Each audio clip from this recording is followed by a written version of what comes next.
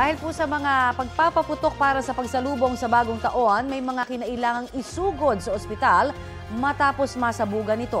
Tulad na lang sa Tondo Medical Center sa Maynila kung saan tuloy-tuloy pa rin ang pagdating ng ilang pasyente. May ulat on the spot si Sandra Aguinaldo. Sandra? Umaga nga ay meron pa rin ilang cases na dinala dito sa Tondo Medical Center, bagamat ito ay sinasabi ng doktor sa atin na mga minor injuries na lamang. Sa kabuuan po ay 39 fireworks related injuries ang kanilang naitala. Mula po ito sa 7 kahapon, kaya masasabing may paglundag talaga sa numero overnight. At meron din po silang case ng stray bullet, isa lamang ito. Ayon po sa pamunuan ng ospital ay 12:02 ng madaling araw nagsimula yung pagdating ng mga pasyente. Isa po dito ay kailangan ng maputulan ng kamay dahil nasira na rin ito sanhi ng paputok. Nang tanungin po ang pasyente kung bakit nangyari yun sa kanya, ang sinabi po niya ay hindi na niya maalala dahil na rin sa kalasingan. Meron ding isinugod matapos masabugan ng kwitis sa bibig at isang bata naman na natamaan ng luces sa mata. Batay raw sa ama ng bata, hindi agad sumindi ang luces kaya sinilip ito ng bata at doon na ito sumindi.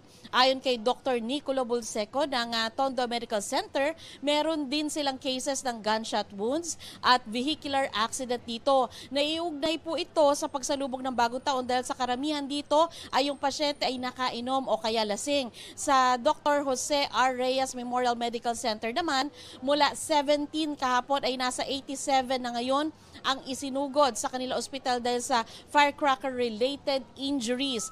Yung 70 dyan ay isinugod nito lamang pong magdamag.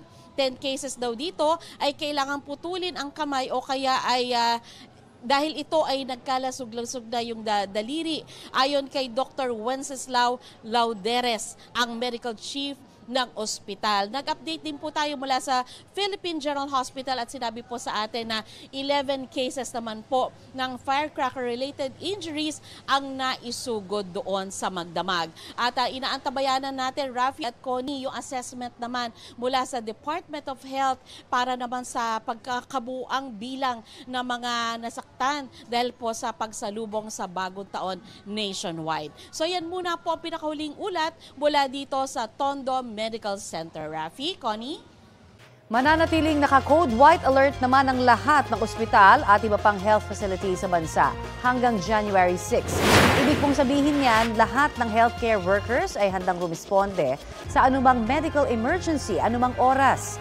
Sa ilalim din ng code white, pinaigting ang koordinasyon ng mga tanggapan ng Department of Health sa iba't ibang ospital. Dinagdagan din ang mga gamot at iba pang supply sa emergency at operating rooms. Inaasahan na raw ng DOH na maraming medical emergencies tuwing Pasko at bagong taon kaya nakataas ang code white. Sabi pa ng DOH, hindi dapat baliwalain ang sugat o paso dahil sa paputok kahit pamaliit lamang ito. Hugasan agad ito ng sabon at malinis na tubig.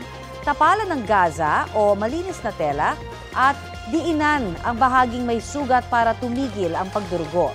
Para naman sa mga tinamaan ng paputok sa mata, magpadaloy ng malinis at maligamgam na tubig sa naapektuhang mata. Huwag gagamit ng malamig na tubig o ng yelo. Huwag na ring kalikutin o kamutin ang nasugatang mata at takpan ito ng malinis na tela o gasa. Magpunta rin po sa emergency room para mabigyan ng pangontra sa tetanus. Sakali namang makalunok ng paputok, huwag daw pipilitin ang nakalunok na magsuka. Pakainin sila ng hilaw na puti ng itlog. Kung bata, 6 hanggang 8 piraso. 8 hanggang 12 piraso naman sa mga nakatatanda. Paalala rin po ng DOH na pumunta sa paggamutan para sa agarang lunas. Kung may mga timbahay sa pagsalubong sa bagong taon, may mga piniling lumabas at doon nakisaya kasama ang pamilya at mga kaibigan. Gaya ng taon ng street party sa Tondo, Maynila. Balita hatid ni Bam Alegre at Bea Pinla. Basta Tondo New Year Party, magdamagan yan. Ganito ang naging eksena sa Dagupan Street, Barangay 155, Tondo, Maynila, kung saan isinasagawa ang kanilang taon ng costume party. Pinaglaanan ng oras, pinag-isipan, talagang career para sa cash prize. Pahukulay, malikain at pakabugan. Tulad ng isa sa mga nanalo na si Rondel de los Santos na nag-costume bilang zombie. Kung kayong magpapapotok ha, baka matulad kayo sa akin. Tingnan mo, di ba? Ang pamunuan ng barangay naman, tiniyak na may sapat na mga tauhan para bantayan ang pagdiriwang. Naglambo kami ng mga tanod o mga exo at gawad para paikot sa buong barangay. Pagdating ng alas 12 ng hating gabi, all out ang naging pagdiriwang ng mga taga-Tondo sa Yuseco Street. Party kung party! Naglalakasan ng mga paputok at napuno ng pulbura ang ere.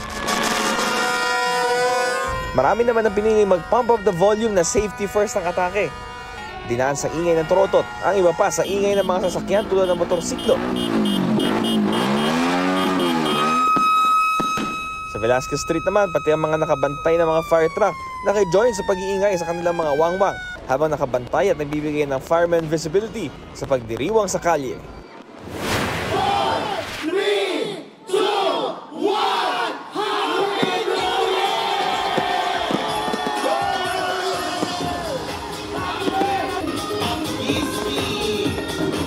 Welcome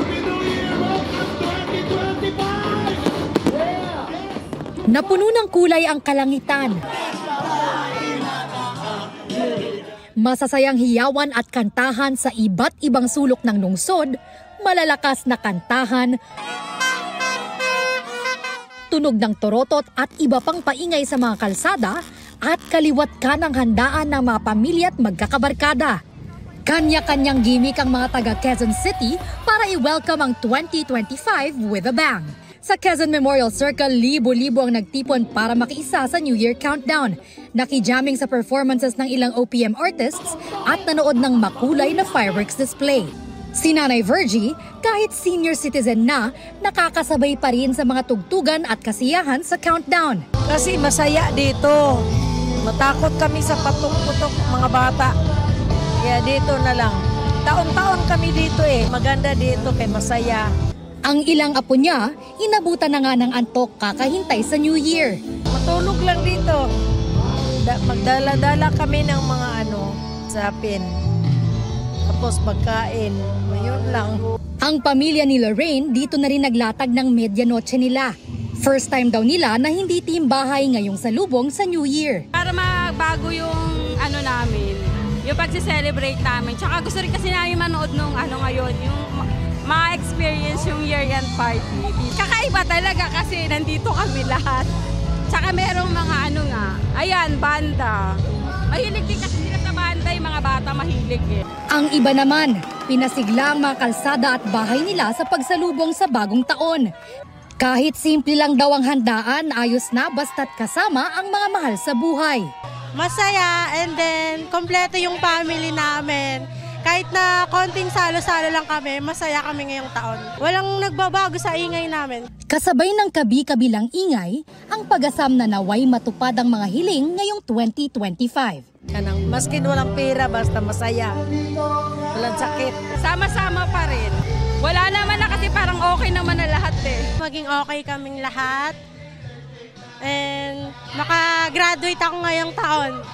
Bea Pinlock, Bam Alegre, nagbabalita para sa GMA Integrated News. May 18 kaso na ng indiscriminate firing o iligal na pagpapaputok ng baril sa pagsalubong sa bagong taon. Batay po yan sa datos ng Philippine National Police as of December 31 kahapon. May 4 ding naitalang sugatan matapos tamaan ng ligaw na bala. 13 ang naaresto, karamihan po mula sa Region 4A o Calabarzon. May 2 naman sa Northern Mindanao, habang tig-isa sa Metro Manila, Western Visayas, Central Visayas, pati sa Zamboanga Peninsula. May 9 na rin na baril na nakumpiska ang pulisya. Kasabay ng pagpasok ng bagong taon, sumiklab ang sunog sa ilang bahagi ng Metro Manila.